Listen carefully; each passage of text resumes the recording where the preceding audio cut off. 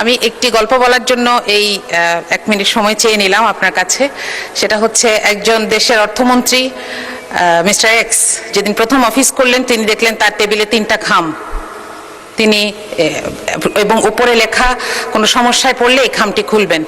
তো খাম নাম্বার 1 খুললেন তিনি। একটা সময় দেখলেন যে খুবই অবস্থা খারাপ, দেশের মানুষের চাহিদা পূরণ করা যাচ্ছে না, অর্থনীতির অবস্থা খারাপ। তিনি খাম খুলে দেখলেন লেখা আগের সরকারকে দায় দিয়ে দিন, এবং তিনি সেটা করলেন। দেখলেন যে সব সমস্যা মোটামুটি একটু মানুষ একটু বুঝেছে। আরো কিছুদিন পরে যখন আবার সমস্যা এরকম বেড়েছে তিনি দ্বিতীয় খামটা খুললেন, সেখানে লেখা বিরোধী দলকে দায় দিয়ে দিন। তো তিনি বিরোধী দলকে দায় দিলেন। আরো কিছুদিন পর যখন দেখলেন যে আর পারা যাচ্ছে না, চলবে না, তখন তিনি তৃতীয় খামটি খুললেন। এখানে লেখা যে আরো 3টি খাম বানান এবং আপনি পদত্যাগ করুন আপনার পরবর্তী অর্থমন্ত্রীর জন্য। মাননীয় স্পিকার, সরকারের অংশ হিসেবে আমরা চাই না এই বাজেট আমাদের ব্যর্থতার দলিল হোক। আমরা চাই এই বাজেট বাস্তবায়ন হোক। এজন্য এটার যতগুলো অ্যানোমালি আছে, যতগুলো জায়গায় সমস্যা আছে, এগুলোকে দূর করে আমরা সামনে এগোতে চাই। আমাদেরকে আরও একটি জিনিস বিব্রত করে যে এই সংসদে এমন 11 জন ঋণ খেলাপি আছেন একই দল থেকে, যাদেরকে দেখলে এখন মনে হচ্ছে যে এই ঋণ খেলাপির পরিমাণটা আমাদের জন্য একটি বোঝা। আমি যদি আপনাকে সংখ্যাটি বলি, এই বাজেটে ঋণ খেলাপির আমাদের মোট পরিমাণ 6,44,000 কোটি এবং করের পরিমাণ 6,95,000 কোটি। মাঝে মধ্যে মনে হয় যে এই বছরটা যদি আমরা এই ঋণগুলো ফেরত পেতাম, আমরা অন্তত একটা বছর করবিহীন জীবনযাপন করতে পারতাম। মাননীয় স্পিকার, এই ঋণের এই যে রাজস্ব আদায়ের লক্ষ্য, এটা আদায়ে এনবিআর 30 বার ব্যর্থ হয়েছে।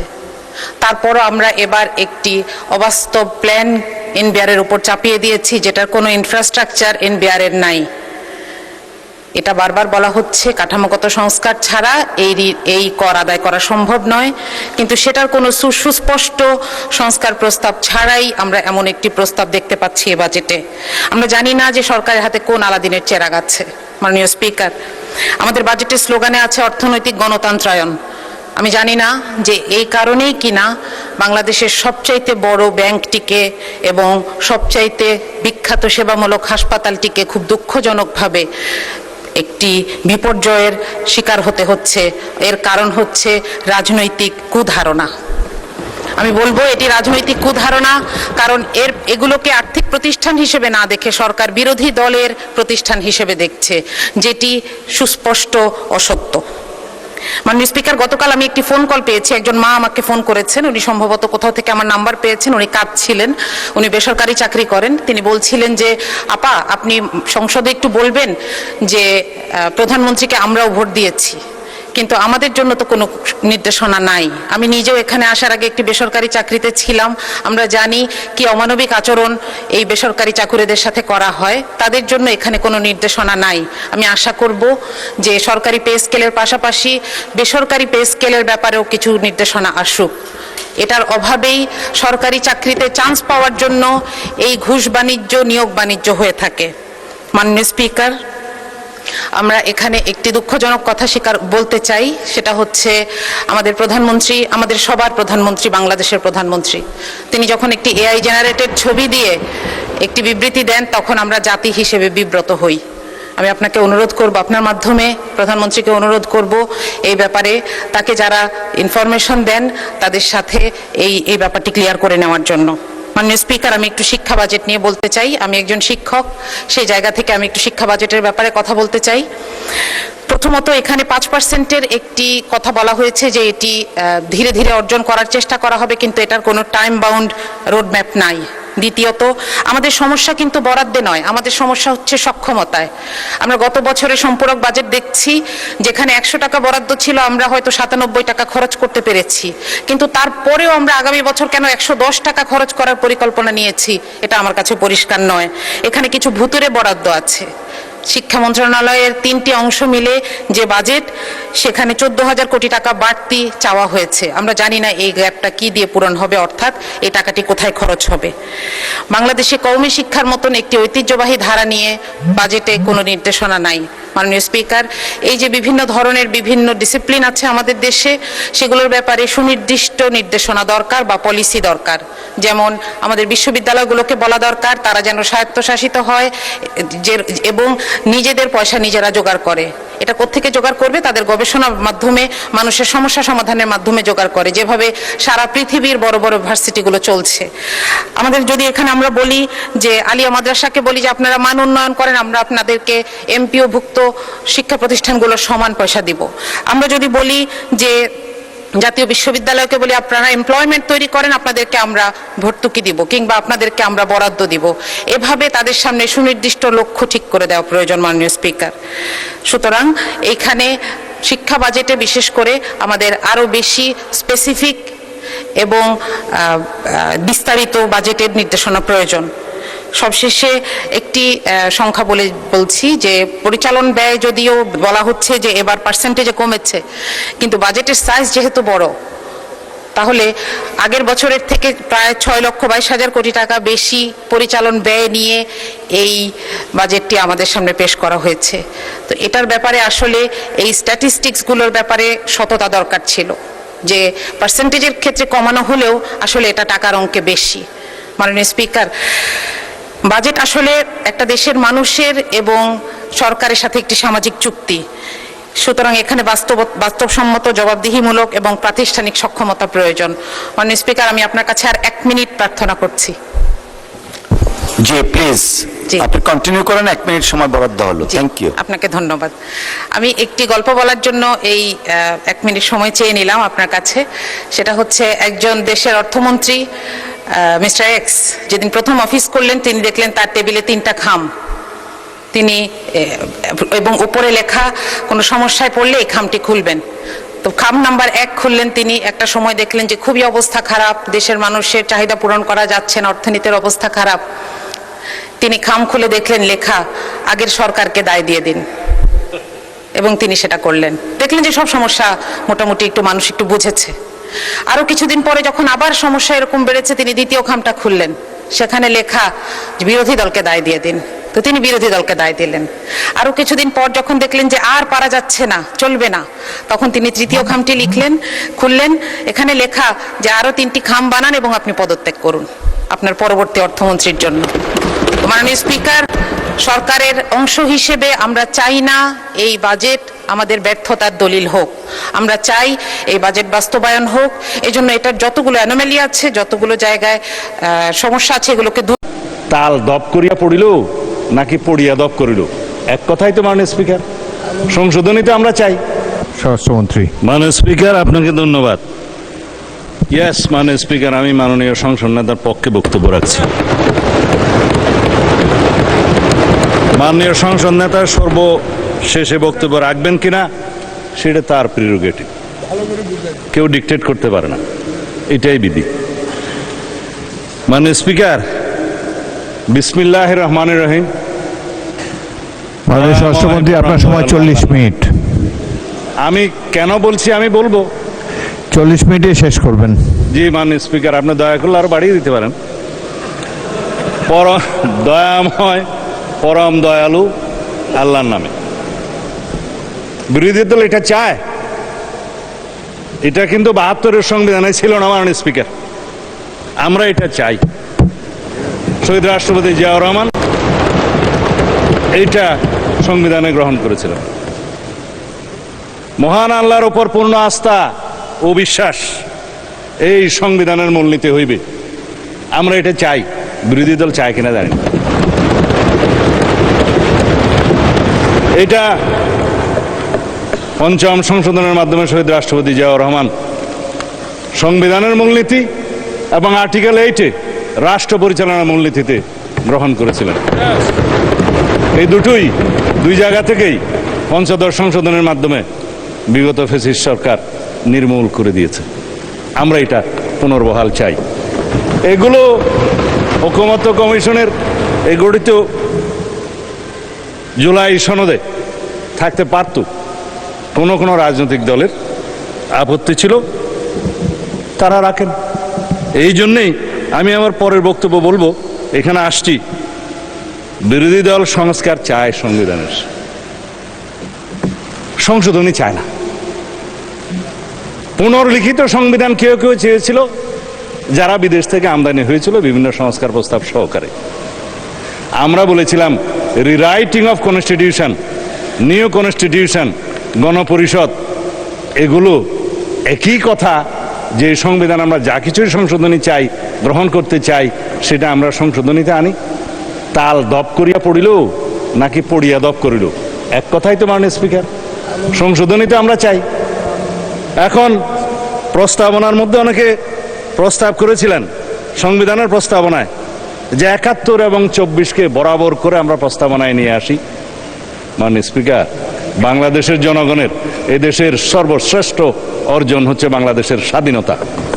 ৭১-এর সাথে আর কোনো কিছুর তুলনা চলে না।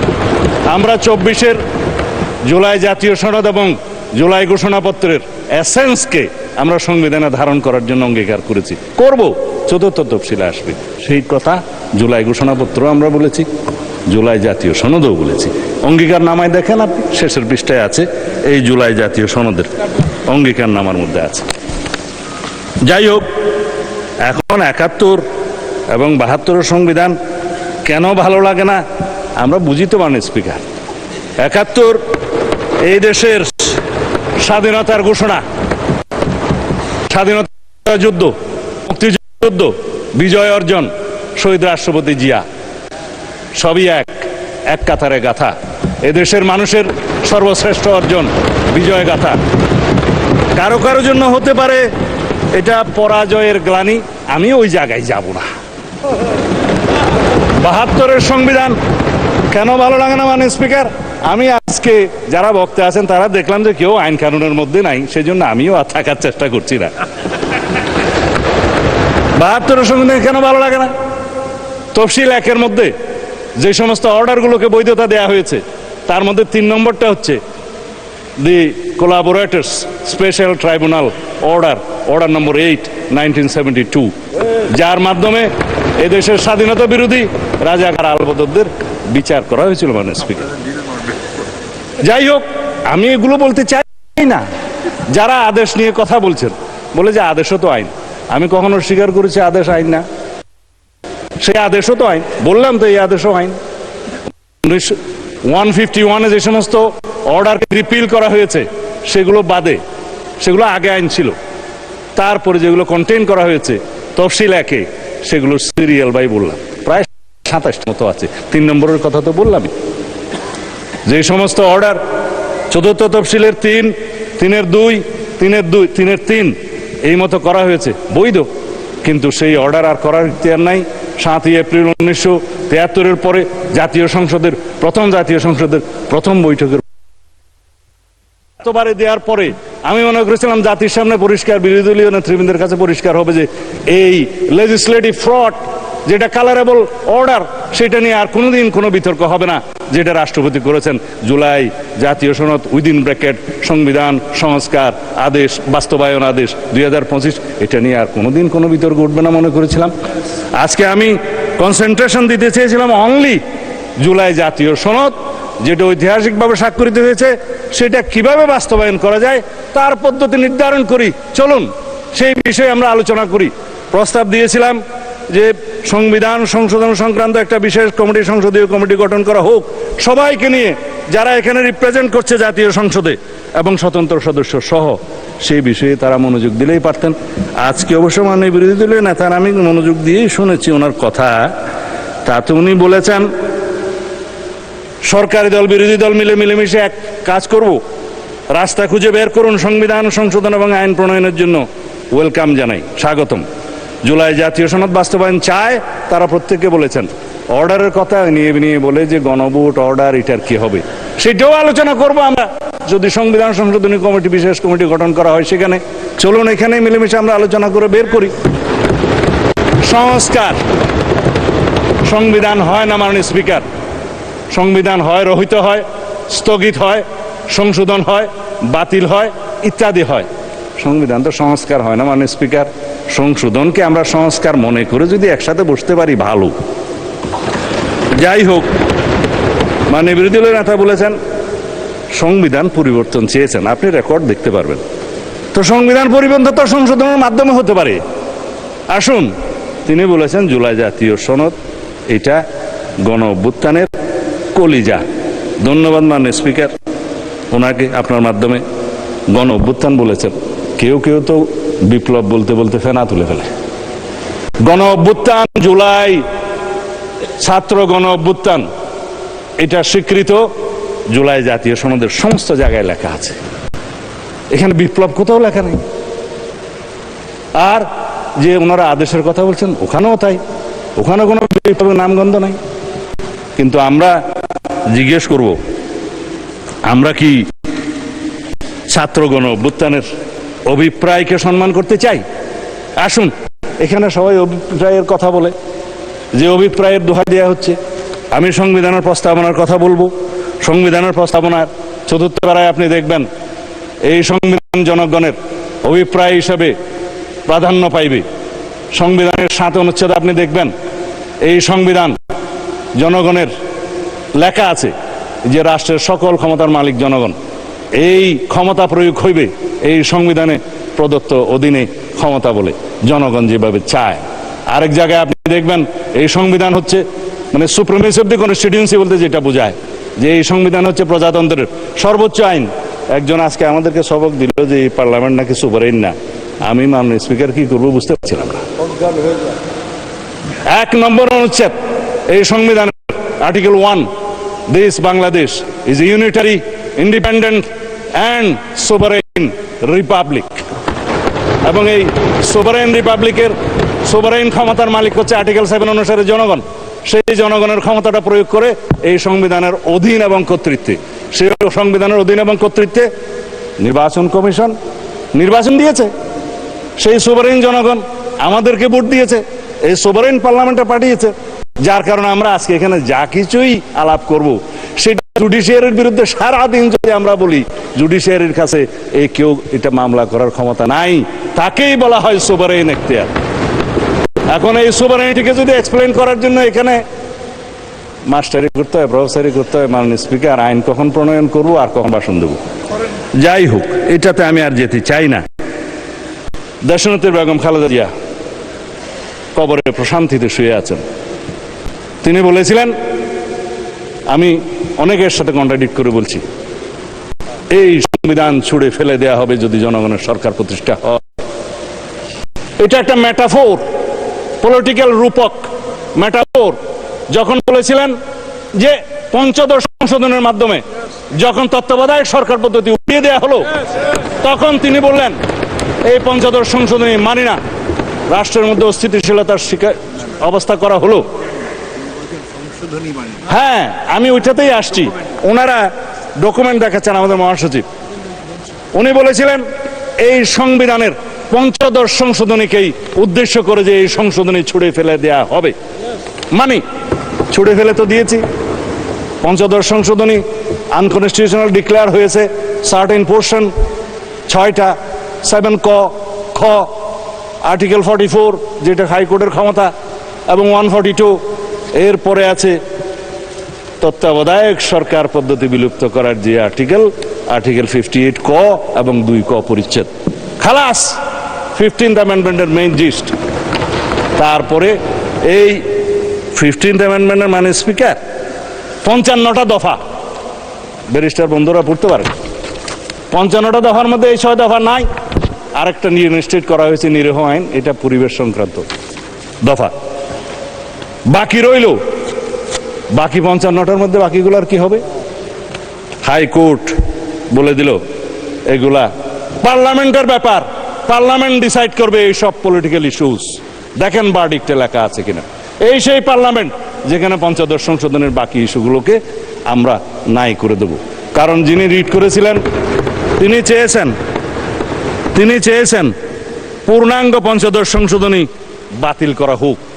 হাইকোর্ট 6টা ভার্ডিক্ট দিয়েছে, 6টা বাতিল করেছে, একটা রিইনস্টেট করেছে নিরীহ আইন। বাকিগুলোর ব্যাপারে পার্লামেন্টকে বলেছে যে এটা political questions to be decided by the next parliament. This is the next parliament to decide. আসি এখন জুলাই জাতীয় সনদ, অর্থাৎ জনপ্রত্যাশিত সংস্কার প্রস্তাবে আর কি কি অন্তর্ভুক্ত হতে পারত, কেবল প্রস্তাবনার কথাটা বলেছি, বাকিগুলো এখন বলবো। আর জুলাই জাতীয় সনদে যা কিছু অন্তর্ভুক্ত করা হয়েছে সেটা নিয়ে তো একটু বড় কথা বলবোই। আর রাজনৈতিক সমঝোতা হওয়ার পরেও শেষ মুহূর্তে যে সংস্কার ঐকমত্য কমিশন যা কিছু বাদ দিয়েছে সেই কথা এখন একটু বলি। প্রস্তাবনার মধ্যে যা কিছু বাদ দিয়েছে সেটা তো বললাম। রাষ্ট্র পরিচালনা মূলনীতি হিসেবে যেটা বললাম, মহান আল্লাহর উপর আস্থা এবং বিশ্বাস, পূর্ণ আস্থা এবং বিশ্বাস, ঐকমত্য হয়েছিল, লেখা হয় নাই সনদে।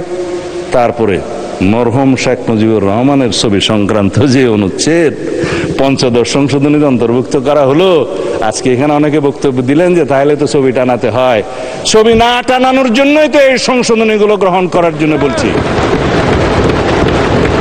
সম্মত হয়েছিলাম আমরা, ঐকমত্য হয়েছিল, বিরোধী এবং আমরা সবাই মিলে যারা আলোচনা করেছি, 33টা দল ছিল ওখানে।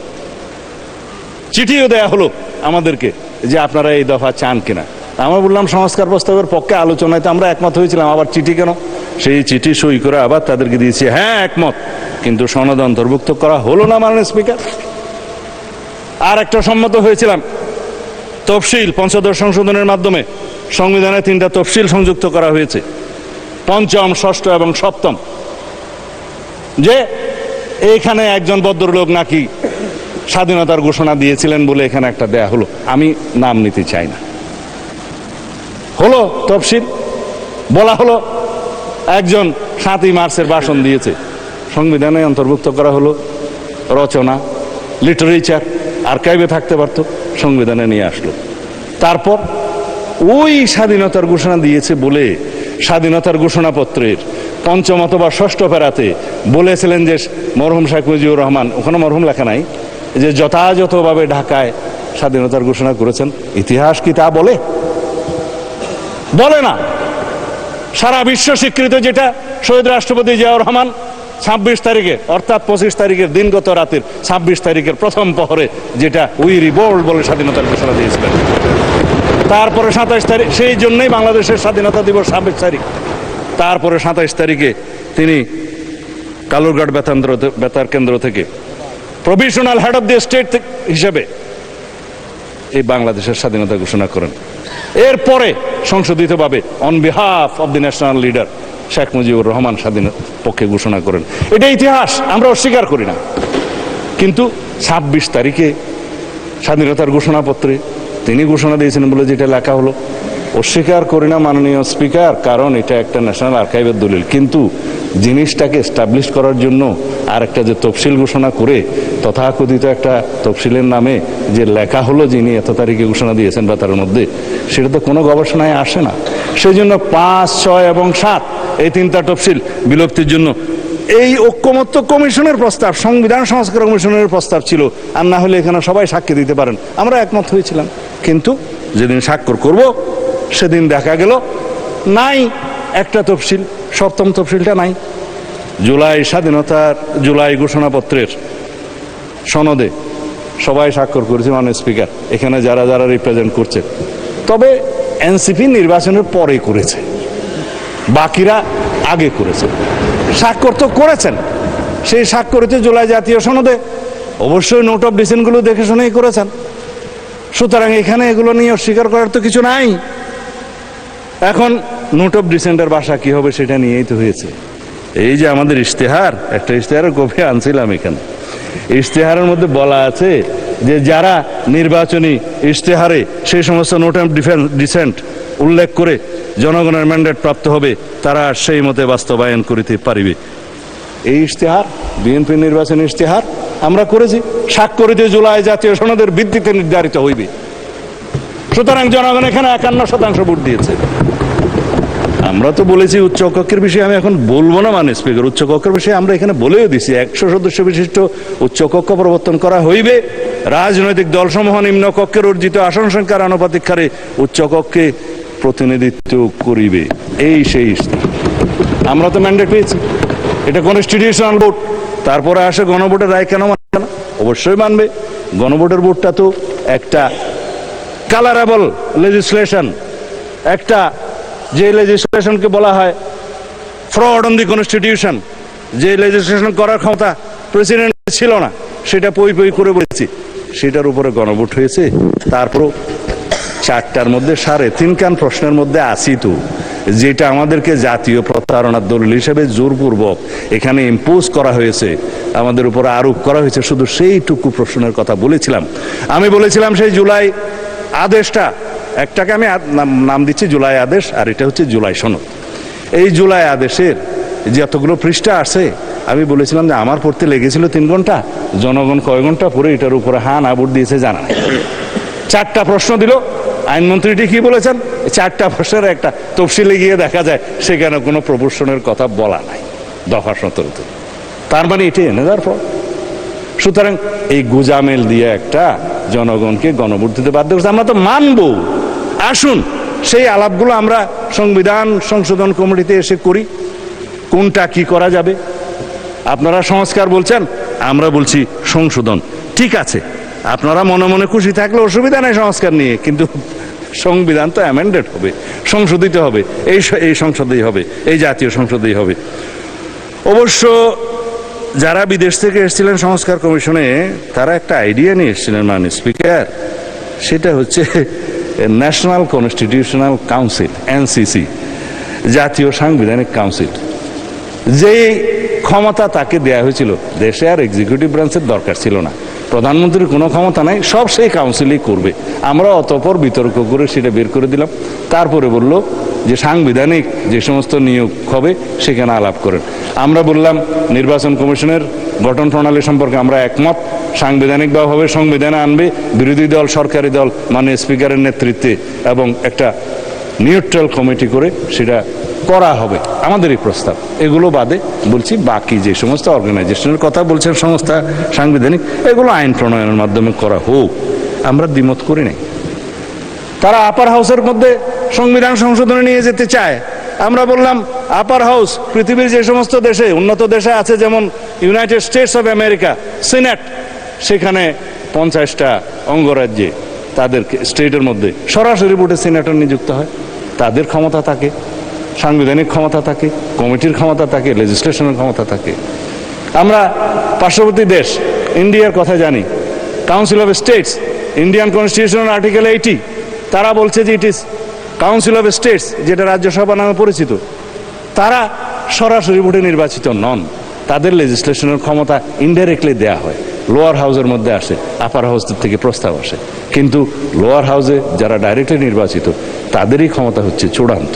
মানে স্পিকার, একটা অনির্বাচিত বডি যেখানে জনগণ সরাসরি তাদের সার্বভৌম ক্ষমতা দেয়নি, সেখানে সার্বভৌম পার্লামেন্টের ক্ষমতাকে খর্ব করে আপনি সংবিধানের যেটা চূড়ান্ত আইন, রাষ্ট্রের সর্বোচ্চ আইন, সেটা সংশোধন করতে দিবেন, এটা ন্যায্য নয়। আমরা একমত হইনি। সেই প্রশ্নটাও গণভোটের মধ্যে কেন দিতে হলো? যাই হোক, এখন আমি সেই আলাপে যাব না। আমি শুধু অনেক কথাই এখানে বলে ফেলেছি। জনগণের অভিপ্রায়ের চূড়ান্ত অভিব্যক্তি রূপে সংবিধান হচ্ছে চূড়ান্ত আইন। সবাই অভিপ্রায়ের কথা বলেন, জুলাই গণ অভ্যুত্থানের, ছাত্র গণ অভ্যুত্থানের অভিপ্রায়ের কথা বলেন। আসুন সে অভিপ্রায় হিসাবে, জনগণের সে অভিপ্রায়কে চূড়ান্ত রূপ দিতে গেলে সংবিধানে আগে আনতে হবে, তারপরেই প্রথমবারের মতো যখন অভিপ্রায়কে সংবিধানে আনা হলো, তখন সেটা 4th of November 1972 সংবিধান হিসেবে পরিণত হলো, এবং সেটা অভিপ্রায়ের অভিব্যক্তি হিসাবে, মানে প্রকাশ হিসাবে গৃহীত হলো। This is called constitution. এখন আমরা এই অভিপ্রায়কে, জুলাই ছাত্র গণ অভ্যুত্থানের অভিপ্রায়কে আমরা ধারণ করি, কনস্টিটিউশনে নিয়ে আসি, অভিপ্রায়কে মূল্যায়ন করি, অভিব্যক্ত করি, প্রকাশিত করি, তখন সেই অভিপ্রায়ের মূল্যায়ন হবে। আদারওয়াইজ এই অভিপ্রায় তো রাস্তায় মিছিল দিতে পারবেন, কিন্তু অভিপ্রায়কে সংবিধানে ধারণ করার জন্য এই পার্লামেন্টে আসতে হবে, অ্যামেন্ডমেন্ট নিয়ে আসতে হবে। সেই অভিপ্রায়গুলোকে আমরা ধারণ করব। আমরা সম্মান করি জুলাই ছাত্র গণ অভ্যুত্থানের আবেগকে, আমরা সম্মান করি তাদের আকাঙ্ক্ষাকে, শহীদের স্বপ্নকে। সে অভিপ্রায়কে আমরা ধারণ করার জন্য তো সংবিধান সংশোধন করতে চাই মাননীয় স্পিকার। যাই হোক, এখন যারা শহীদ রাষ্ট্রপতি জিয়াউর রহমানের 5ম সংশোধনীর কথা বললেন, 2 লাইন না বললে রেকর্ডে থেকে যাবে, সেই জন্যই বলি। 5ম সংশোধনী যেভাবে উড়িয়ে দেওয়া হয়েছে, একইভাবে 3য় সংশোধনী তত্ত্বাবধায়ক সরকার বিল উড়িয়ে দেওয়া হয়েছিল। আমি বলি ইনজাস্টিস, খায়রুল হক, সরি, এটা আনকনস্টিটিউশনাল ওয়ার্ড, আই উইথড্র। এই জাস্টিস খায়রুল হক ত্রয়োদশ সংশোধনী উড়িয়ে দিলেন এবং কিছু অবজারভেশন দিলেন যে পার্লামেন্ট মে কনসিডার বলে শ্যাল বলতে পারে না, যেহেতু জুডিশিয়ারি ক্যানট ডিক্টেট দি সুভারেইন পার্লামেন্ট। এখানে এগেইন সুভারেনিটি অফ দি পার্লামেন্ট প্রমাণিত। জুডিশিয়ারির হাত এখানেই সীমাবদ্ধ যে এই সুভারেইন লেজিসলেচারকে পার্লামেন্টকে ডিক্টেট করতে পারে না, সাজেস্ট করতে পারে। এবং এখানকার পাশকৃত যে কোনো অ্যামেন্ডমেন্ট, আইন, সংবিধান হোক আর যাই হোক, ইন্টারপ্রিট করতে পারে একজন ব্যারিস্টার সদস্য বলেছেন। হ্যাঁ, supreme court is the guardian of the constitution, interpret করতে পারে কনস্টিটিউশনের, এবং ইন্টারপ্রিটের পরে যদি মনে হয় যে এটা তাদের বিবেচনায় আনকনস্টিটিউশনাল কোনো বিধান ডিক্লেয়ার করতে পারে, আল্টা বায়াস দি কনস্টিটিউশন, এবং নাল অ্যান্ড ভয়েড যাই হোক, যেই ভাষাই হোক করতে পারে, ওইখানেই সীমাবদ্ধ। কিন্তু পার্লামেন্ট সেইটার অনুবলে তারা বলতে পারে না যে পার্লামেন্টকে এই এনাক্টমেন্ট নিতে হবে। আমাদেরকে এখনো সেই জন্য বলি, তত্ত্বাবধায়ক সরকার বিল আমাদেরকে এখানে গ্রহণ করতে হবে মাননীয় স্পিকার। ত্রয়োদশ সংশোধন বিলের মাধ্যমে জাজমেন্টকে তো তাই বলতে হবে, জুডিশিয়ারিকে তাই বলতে হবে।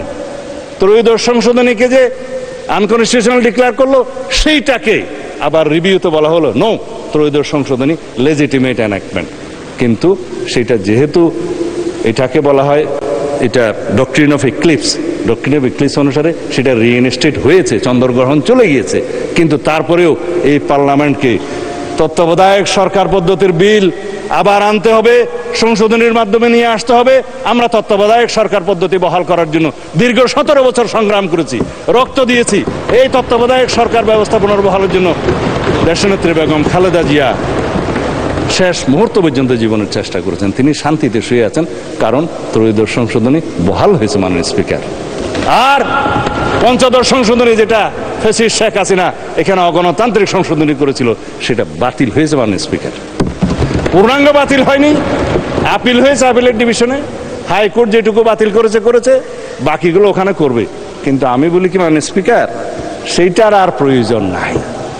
এই পার্লামেন্ট যথেষ্ট পঞ্চদশ সংশোধনীর 55 দফার সকল বিধান এখানেই আমরা বিলুপ্ত করে দিতে পারবো, যদি আমরা সবাই এগ্রি হই।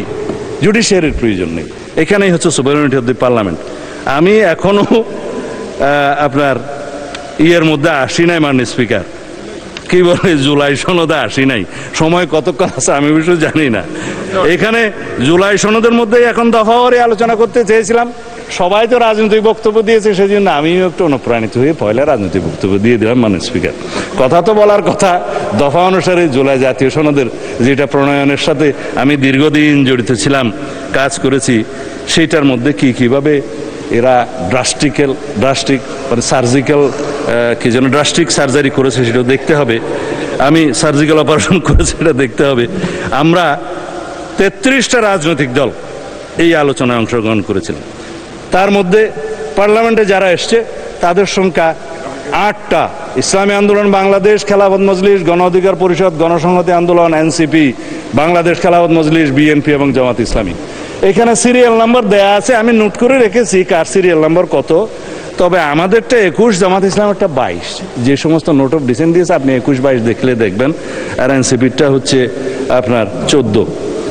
এইভাবে সিরিয়াল সবগুলো বলতে গেলে সময় লাগবে। কিন্তু এখন আমি দফাওয়ারি যদি যাই মাননীয় স্পিকার, কথা অনেকগুলো বলে ফেলেছি, জবাবও অনেকগুলো দিয়ে দিয়েছি, সংক্ষিপ্ত আলোচনাই করতে পারবো, অসুবিধা নাই।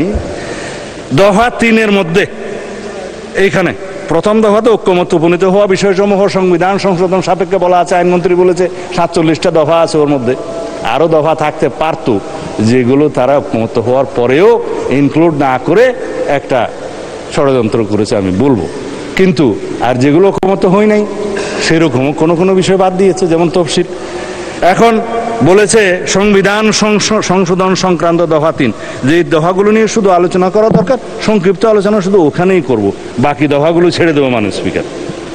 এখানে সংবিধান সংশোধনের বিষয়টা উচ্চ কক্ষে নিয়ে যাওয়ার বিষয়টা হয়েছে, সেটা আমি ইতিমধ্যেই বলে দিয়েছি, আমি আর রিপিট করব না সময় বাঁচানোর জন্য, যে উচ্চ কক্ষে সংবিধান সংশোধনী বিল যেতে পারে না। কেন পারে না তাও বলেছে। দফা 4, সংবিধানের 7 ক এবং খ আমরা বিলুপ্তির পক্ষে, এখনো বিলুপ্তির পক্ষে। এখানে অবশ্য 3টা দল নোট অফ ডিসেন্ট দিয়েছে, আমরা না। সেটা কারা কারা দিয়েছে জানি না, তবে মেন দলের মধ্যে না। তারা পার্লামেন্টে আসে নাই বলে তাদের নাম আমি উল্লেখ করছি না। এই 7 খ এবং খ কি? ফেসিস্ট আওয়ামী লীগ সরকার, ফেসিবাদী আওয়ামী লীগ সরকার বলেছিল এই সংবিধানের বিরুদ্ধে কিছু কিছু কথা বললে, যা যা বললে মৃত্যুদণ্ড হবে এবং সর্বোচ্চ সাজা দেওয়া হবে ইত্যাদি, রাষ্ট্রদ্রোহিতা হবে। তারপরে বলেছিল দফা খতে, আমি বিস্তারিত বলছি না, এটা অনেক আইনের ভাষা, বলেছে এই সংবিধানের 1/3 প্রস্তাবনা সহ আর্টিকেল 8 সহ এবং জরুরি বিধান বাদে বাকি সংবিধানের 1/3 এবং তফসিল সমূহ 5, 6, 7 পরিবর্তন করতে পারবে না নেক্সট পার্লামেন্ট।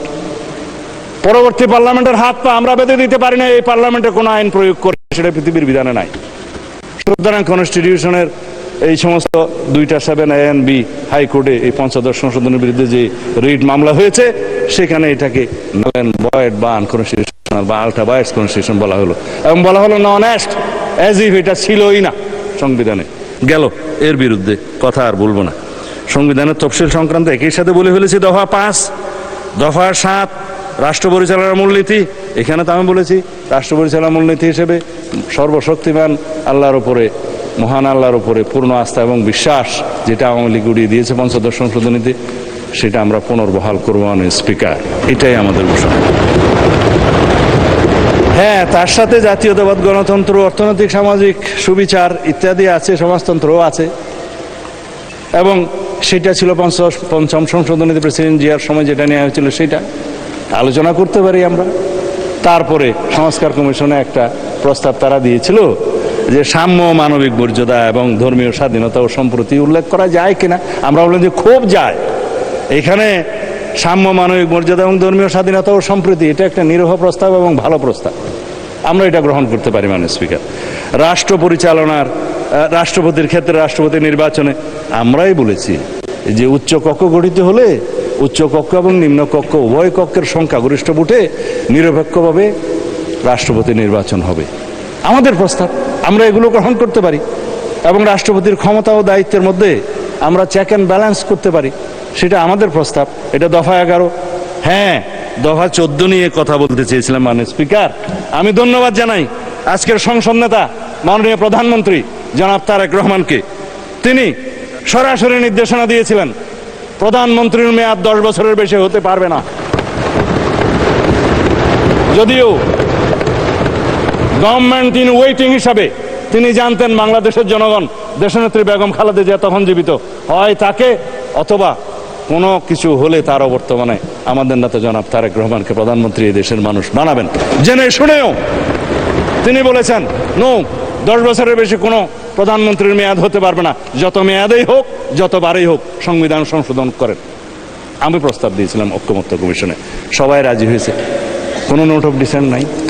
কেননা আমরা চাই না ব্যক্তিতান্ত্রিক স্বৈরতান্ত্রিকতা, দলতান্ত্রিক স্বৈরতান্ত্রিকতা, এখন আয়কতান্ত্রিক রাষ্ট্র ব্যবস্থা বা একদলীয় রাষ্ট্র ব্যবস্থার এবং পার্লামেন্টারি স্বৈরাচারের কোনোদিন আর উৎপাত না হোক, উৎপত্তি না হোক, এখানেই শেষ। সেটাকে আপনারা প্রশংসা করবেন না, আমি মনে করছিলাম বিরোধী দল থেকে হাততালি পাবো। একবার তো দিবেন, টেবিল চাপড়াই দেন।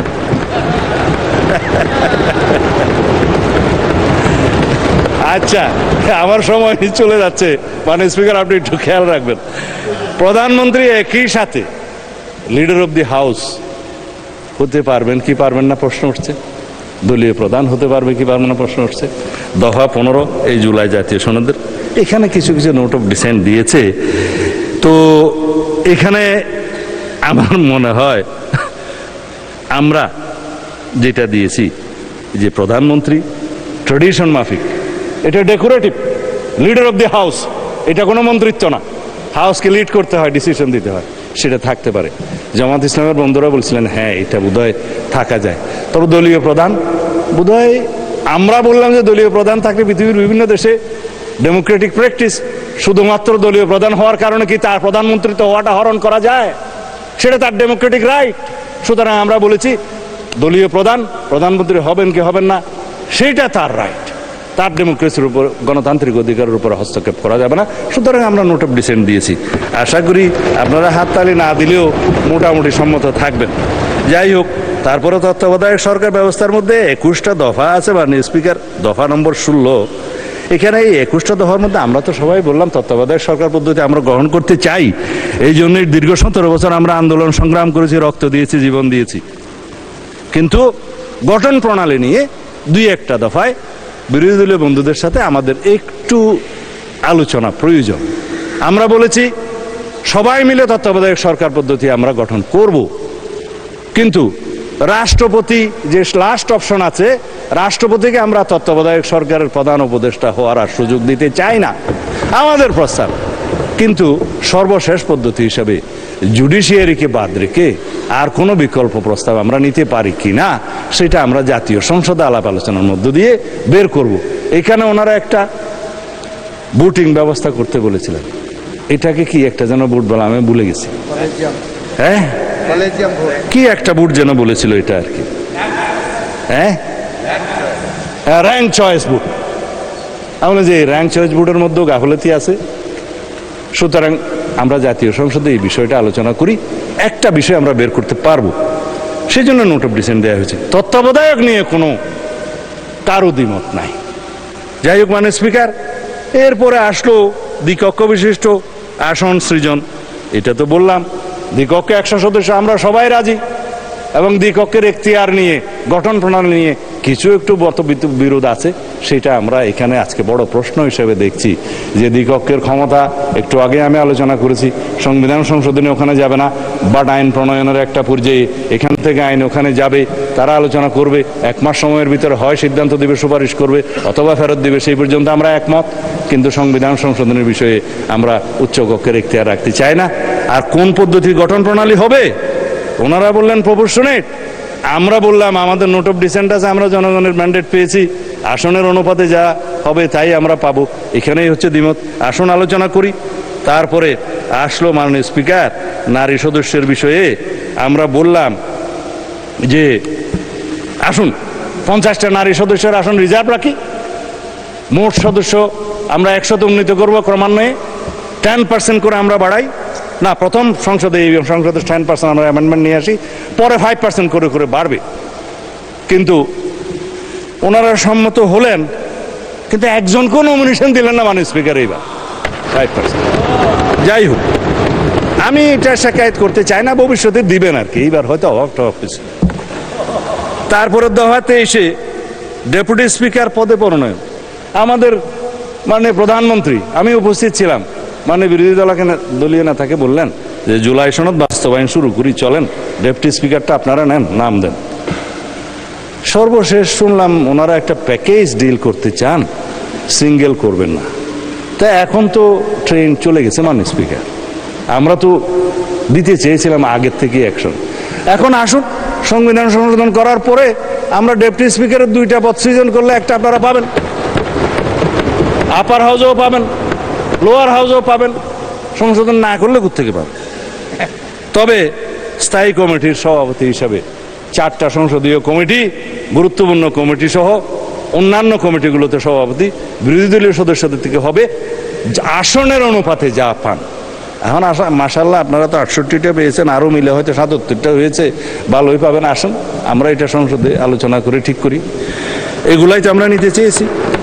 এবং 70 দফা 70 অনুচ্ছেদ জাতীয় সংসদের, এইটা নিয়ে আমাদের মাননীয় সংসদ সদস্যগণ খুবই উৎফুল্ল। আজকে আমি আমাদের মাননীয় সদস্যকে বলছিলাম যে যা মন চাই বলেন, আজকে 70 বিধি আপনার জন্য উন্মুক্ত, কারণ এখানে নাই। আপনি দলের বিরুদ্ধে ভোট দিতে পারবেন 4টা ক্ষেত্র বাদে, 2টাতে সবাই একমত হয়েছিল, আস্থা ভোট এবং অর্থ বিল। আমরা বলেছিলাম না, এর বাইরে আর 2টা থাকা দরকার, সংবিধান সংশোধনী বিল এবং যুদ্ধ পরিস্থিতি সংক্রান্ত যে জরুরি অবস্থা হবে সেই সময় যেন দলের বিরুদ্ধে ভোট না দিতে পারে, জাতীয় নিরাপত্তার প্রশ্নটা জড়িত, উইদিন ব্র্যাকেট যুদ্ধ পরিস্থিতি, এই 2টা রাখেন। আমরা নোট অফ ডিসেন্ট দিয়েছি, আমরা জনগণের ম্যান্ডেট পেয়েছি, সেই হিসাবে যাব। বাকি সব বিষয়ে মাননীয় সংসদ সদস্যগণ, under the sun anything you can discuss here. কোনো দল আপনার বিরুদ্ধে, সরকারি দল কোনো ব্যবস্থা নিতে পারবে না, বিরোধী দল ব্যবস্থা নিতে পারবে না, সংসদ সদস্য বল বহাল থাকবে, এই সংসদ এলাইভ হবে। যাই হোক, এরপরে বাকি যে সমস্ত বিষয় আছে নির্বাচন ব্যবস্থা বিষয়ে, এটা আমরা তো বললাম যে আমরা একটা স্বাধীন নির্বাচন কমিশন গঠন করব, সবাই মিলে আলাপ আলোচনা করে। এখানে স্পিকার সভাপতি থাকবে, প্রধানমন্ত্রী, বিরোধী দলীয় নেতা এবং আরেকজন সদস্য থাকবে সেকেন্ড বিরোধী দল জুডিশিয়ারির একজন, আমার ঠিক মনে নাই, সবাই মিলে থাকবে। এখানে কোনো সরকারি দলেরও প্রাধান্য থাকবে না, বিরোধী দলেরও প্রাধান্য থাকবে না। এমন একটা নির্বাচন কমিশন আমরা গঠন করব যে নির্বাচন কমিশনকে নির্বাচনকালীন সময়ে কেউ আর প্রভাব বিস্তার করতে পারবে না। আমাদেরই প্রস্তাব ছিল এই যেগুলা বলে সাংবিধানিক সংস্থাসমূহে নিয়োগের ক্ষেত্রে যে এনসিসি করার কথা ছিল, আমরা যে এনসিসি লাগবে না, আসুন এটা এখানেই আনি। তারপর অন্যান্য সাংবিধানিক কিছু প্রতিষ্ঠানের বিষয়ে কথা বলা হয়েছে। আমরা বললাম যে এটা আমরা স্ট্রং আইন করি, শক্তিশালী আইন প্রণয়নের মধ্য দিয়ে সেগুলো আমরা ব্যবস্থা নেব। বিচার বিভাগের কথা মাননীয় স্পিকার কি বলবো, এখন বিচার বিভাগের কথা বললে তো অসম্ভব ব্যাপার। প্রধান বিচারপতি নিয়োগের ক্ষেত্রে আমরা বলেছিলাম একটা অপশন থাকুক, যাতে আর কোনোদিন আগের মতো যে আমাদের এক্সপেরিয়েন্স হয়েছে যে কি যেন এটা শপথবদ্ধ রাজনীতিবিদদেরকে আমাদের আর যেন দেখতে না হয়। আমরা সেই জন্য বলেছি প্রধান বিচারপতি হবে অ্যাপিলেট ডিভিশন থেকে নিযুক্ত। আগে সংবিধানে এটা ওপেন ছিল, কোত্থেকে নিযুক্ত হবে সেটা নির্ধারিত ছিল না। আমরা বলছি আপিল বিভাগের বিচারকদের মধ্য থেকে নিতে হবে। আর দুইটা অপশন থাকতে হবে, জ্যেষ্ঠতম দুইজনের মধ্য থেকে প্রধান বিচারপতিকে নিয়োগ করতে হবে। এগুলো খুব সামান্য বিষয়, আমরা ডিসকাস করে এখানে একমত হতে পারি, যেটা জুলাই জাতীয় সনদে ছিল। এখন অন্যান্য বিষয়ের মধ্যে যে সমস্ত গুরুত্বপূর্ণ বিষয়, তা হলো আসুন বিচার বিভাগের স্বাধীনতা নিয়ে কথা বলি। আজকে বিচার বিভাগের স্বাধীনতা দেখেন, আজকেও একটা পত্রিকায় এসছে, মাননীয় স্পিকার আমি এখানে হয়তো দেখালে উত্তরটা ভুল হবে না, কার্যকরের আগেই সিন্ডিকেটের কবলে সুপ্রিম কোর্ট সচিবালয়। আমরা বলেছিলাম আর্টিকেল 116 অনুসারে আপনি সংবিধান যেটা আনকনস্টিটিউশনাল ঘোষণা করেছে যে ইন কনসালটেশন অফ দি প্রেসিডেন্টের যেটা ক্ষমতা in consultation of the chief justice, সেটা ওই পোর্শনটা আনকনস্টিটিউশনাল ঘোষণা করেছে মানি। কিন্তু আপনি সুপ্রিম কোর্টের সচিবালয় অধ্যাদেশটা করলেন, কারোর সাথেই আলাপ আলোচনা করলেন না। সংবিধানের অনুচ্ছেদ অনুসারে এখানে যদি আমরা আলাপ আলোচনা করে একটা আইন প্রণয়ন করে শক্তিশালী, সেটাই কি ভালো হতো না? এটাকে আমরা সংবিধানেই রাখতে হবে। আর বলা হলো যে সুপ্রিম কোর্ট না হাইকোর্ট জাজেস অ্যাপয়েন্টমেন্ট অর্ডিন্যান্স নিজেই আর্টিকেল 95 এবং 98 ভায়োলেশন করে বসে আছে। কাউন্সিল এবং আর কি যেন করেছে, কিভাবে তারা ইন্টারভিউ নেবে, কাকে কাকে নিয়োগ করবে, বয়সসীমা কোথায় হবে, যেগুলো আছে সংবিধানের সেই আর্টিকেলগুলোকে যদি আপনি চেঞ্জ না করেন, অ্যামেন্ডেড না করেন, জুডিশিয়ারিকে সেটা ভায়োলেট করতে পারে। এই কথাগুলো আমরা বলেছিলাম এটা জাতীয় সংসদের পরবর্তী জাতীয় সংসদের উপরে ছেড়ে দেন। আমরা সেখানে আলাপ আলোচনা করে আইন প্রণয়ন করে তারপরে সেই অ্যাপয়েন্টমেন্ট এনাক্টমেন্টটা আনবো এবং সুপ্রিম কোর্টের এই যে সচিবালয় আইনটা আনবো। এখনো আমরা প্রতিশ্রুতিবদ্ধ, আমরা সুপ্রিম কোর্টের সচিবালয় আইন এবং বিচারক নিয়োগ আইন এই পার্লামেন্টে ইনশাআল্লাহ আমরা আলাপ আলোচনার মধ্যে দিয়ে পাশ করব। আমরা complete independence of the judiciary আমরা চাই, বাট সুভারেনিটি অফ দি জুডিশিয়ারি আমরা চাই না। সার্বভৌম একটাই, সার্বভৌম জনগণ, সার্বভৌম এই কান্ট্রি, সার্বভৌম এই হাউস অফ দি পার্লামেন্ট। আর কোনো সার্বভৌম অথরিটি থাকতে পারে না, কোথাও না কোথাও অ্যাকাউন্টেবিলিটি থাকতে হবে। মাননীয় সদস্য, আপনার সময় শেষ, আপনি কি আরো বলতে চান? আচ্ছা, 3 মিনিট সময় বাড়িয়ে দেওয়া হলো আপনাকে। যাই হোক, আমার তো ফ্লুটাই নষ্ট হয়ে গেল। আমার স্পিকার, এখন আমি আর কি বলতাম, যদি আপনি 3 মিনিটে শেষ করেন। সময় দেন তাহলে 5 মিনিট দিতে পারেন, আমি একটু সাম আপ করি। আচ্ছা, 5 মিনিটে বলেন, শেষ করেন। আচ্ছা, মানে স্পিকার এখন থেকে কোনো, যাই হোক আমি আর এই সমস্ত জায়গার মধ্যে যাব না, সময় শেষ। আর আইন, অধ্যাদেশ, বিধি, বিধান এগুলো প্রণয়নের মাধ্যমে এইখানকার 47-এর পরে বাকি যা কিছু আছে জুলাই সনদে সব কিছু বাস্তবায়ন করা যাবে। আইন নিয়ে, কানুন নিয়ে, বিধিবিধান নিয়ে সংবিধান, এইখানে তো সংবিধান পরিবর্তন করতে হবে না। সুতরাং এই পার্লামেন্টে আমরা আলোচনা করবো মাননীয় স্পিকার। সুতরাং এই জুলাই জাতীয় সনদ 2025-এর সকল দফা এবং অঙ্গীকারনামা শতভাগ আমরা পরিপূরণ করতে অঙ্গীকারাবদ্ধ, প্রতিশ্রুতিবদ্ধ। 3-4 মিনিট অপেক্ষা করলে হয়তো এটা রেস্টোর করতে। ঠিক আছে মানে স্পিকার, আপনি যখন রুলিং দিয়েছেন 4 মিনিটই বলবো। মানে স্পিকার, সারাদিন বলে যে অনেকে সারা রাত রামায়ণ পড়ে সকালবেলা এখন আমাদেরকে, আমার মনে হয় সব পয়েন্টই আপনার বলা হয়েছে, এখন আমি কনক্লুড করে দিই। আমি বলতেই পারলাম না, আপনি কেমন বলা আরে ভাই খালি গলায় বলতে। আচ্ছা ঠিক আছে, মানে আমাকে একটু ইন্টারফিয়ার না করলে আমি বলতে পারবো। বড়িটা এখন থেকে শুরু করেন। এখন 7 খণ্ড রামায়ণ পড়ে যদি সকালবেলা আমার বন্ধুরা বলে দেখার বা সেই অবস্থায় হয়ে যাচ্ছে। কোথায় জুলাই আদেশ আর কোথায় জুলাই সনদ? আমরা জাতিকে পরিষ্কার করতে চাই, জুলাই জাতীয় সনদ 2025 যেটা স্বাক্ষরিত হয়েছে, যেটা ঐতিহাসিকভাবে স্বাক্ষরিত হয়েছে, সকল বন্ধুরা স্বাক্ষর করেছেন, সেই স্বাক্ষর নোট অফ ডিসেন্ট সহ এনসিপি অবশ্য পরে করেছে, নির্বাচনের করেছে তো বটে, সেটা আমরা বাস্তবায়ন করতে চাই। যেটা বলছে যে জুলাই আদেশ ইট ইজ নো অর্ডার, এটা লেজিসলেটিভ ফ্রড, এটা কালারেবল লেজিসলেশন, এটা ফ্রড কনস্টিটিউশন, সেটা কোনো অর্ডার নাই। আমার এক বন্ধু বললেন রাষ্ট্রপতিকে আমি ফোন করতে পারি কিনা। আপনিও তো ফোন করতে পারেন। কে বলছে রাষ্ট্রপতির সাথে জনগণ কথা বলতে পারবে না? এটা তো এমন বিষয় না যে রাষ্ট্রপতির সাথে আমরা কথা বলতে পারবো না। দেশেরই তো রাষ্ট্রপতি, আপনারা তো তার কাছেই শপথ নিয়েছেন এক সময়, কেউ কেউ উপদেষ্টা হিসাবে। আমরা মাননীয় স্পিকার এখানে সংবিধান মেনে এসেছি। জিজ্ঞেস করেন প্রত্যেকটা সদস্যকে, তারা যে ফর্মে শপথ নিয়েছে, এটা 148 অনুচ্ছেদ অনুসারে 3য় তফসিল ছাপানো শপথ। যার কাছে শপথ নিয়েছে সংবিধান অনুসারে তার কাছে শপথ নেওয়ার কথা। যার কাছে স্পিকার, ডেপুটি স্পিকার নাই, প্রধান নির্বাচন কমিশনার শপথ নিয়েছে। এটাও এখানে আমরা সংবিধান মেনে এসেছি। আমরা এখানে এসছি, এই সংসদে সেশন ডিক্লেয়ার করেছে রাষ্ট্রপতি, এটাও সংবিধান অনুসারে এখানে রাষ্ট্রপতি ডিক্লেয়ার করেছে, স্থান নির্ধারণ করেছেন। 73 অনুচ্ছেদ অনুসারে তিনি এখানে ভাষণ দিয়েছেন, এগুলোও সংবিধান অনুসারে এসছেন। আমরা যে রাষ্ট্রপতির ভাষণের উপরে আজকে আলোচনা করছি, এইটাও তো সংবিধান মেনে আলোচনা করছি মাননীয় স্পিকার। সব কিছুতেই আমরা সংবিধান মানছি, আর এখন সংবিধান ভালো লাগে না এই বক্তৃতা মাননীয় স্পিকার শুনতে চাই না।